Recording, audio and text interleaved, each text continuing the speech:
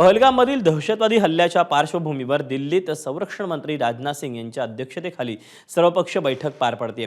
या बैठकीआधी गृहमंत्री अमित शाह, एस जयशंकर, जे.पी. नड्डा, किरण रिजिजू यांची वेगळी बैठक पार पडली। देशभरातून पाकिस्तानच्या विरोधात आणि दहशतवाद्यांच्या विरोधात संतापाची लाट उसळते। त्यामुळे आता दहशतवादी आणि पाकिस्तानला जशास तसं उत्तर देण्याची मागणी होऊ लागली। या बैठकीला राहुल गांधी, मल्लिकार्जुन खरगेंसह जवळपास सर्वच पक्षांचे महत्त्वाचे नेते उपस्थित असले तरी शिवसेना ठाकरे पक्षाचा मात्र एकही खासदार उपस्थित नाही। आपण या बैठकीबद्दलचे अपडेट जाणून घेऊयात। सोमेश, सर्वपक्षीय बैठकीला सुरुवात झालेली आहे। या बैठकीत नेमक्या कुठल्या मुद्द्यांवर चर्चा होऊ शकते, काय नेमके अपडेट मिळतात या बैठकीचे?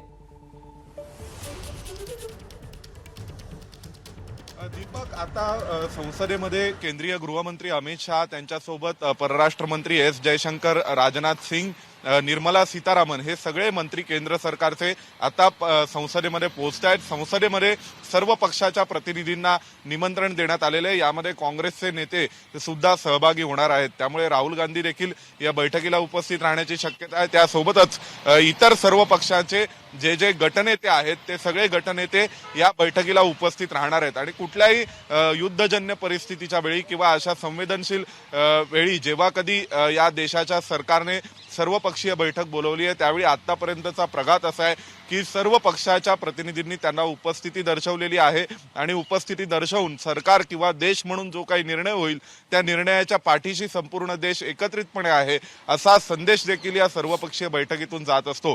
परंतु आज ठाकरेंच्या पक्षाकडून अजूनपर्यंत या बैठकीसाठी कोणी हजर राहिलेले नाहीये। अरविंद सावंत यांनी पहिल्यांदा बैठकीला हजर राहणार नाही असं सांगितलं, त्यानंतर त्यांनी व्हिडिओ कॉन्फरन्सिंगद्वारे हजर राहता येईल का अशी विचारणा देखील किरण रिजिजू यांच्याकडे केली होती। संजय राऊत म्हणाले मी गेलो तर वाद होईल, त्यामुळे ते या बैठकीला हजर राहिलेले नाही। दुसऱ्या बाजूला शरद पवारांच्या पक्षाकडून या बैठकीला कोण हजर राहते, त्यासोबतच एनसीपी अजित पवार, राष्ट्रवादी काँग्रेस पक्ष अजित पवारांकडून या बैठकीला प्रफुल्ल पटेल हजर राहणार होते, तर ते देखील संसदेमध्ये पोहोचतायत का हे पाहावं लागेल। या बैठकीमध्ये महत्त्वाचे निर्णय होऊ शकतात। सध्या सर्व पक्षांना विश्वासात घेण्याची एक प्रक्रिया केंद्र सरकारच्या वतीने कोणती मोठी कारवाई सुरू झालेली आहे, त्यामुळे आता या बैठकीकडे सगळ्यांचं लक्ष लागलेलं आहे। या बैठकीतनं काय नेमके अपडेट येतात तुझ्याकडून जाणून घेत राहू। तुर्तास धन्यवाद दिलेल्या सगळ्या सविस्तर माहितीबद्दल।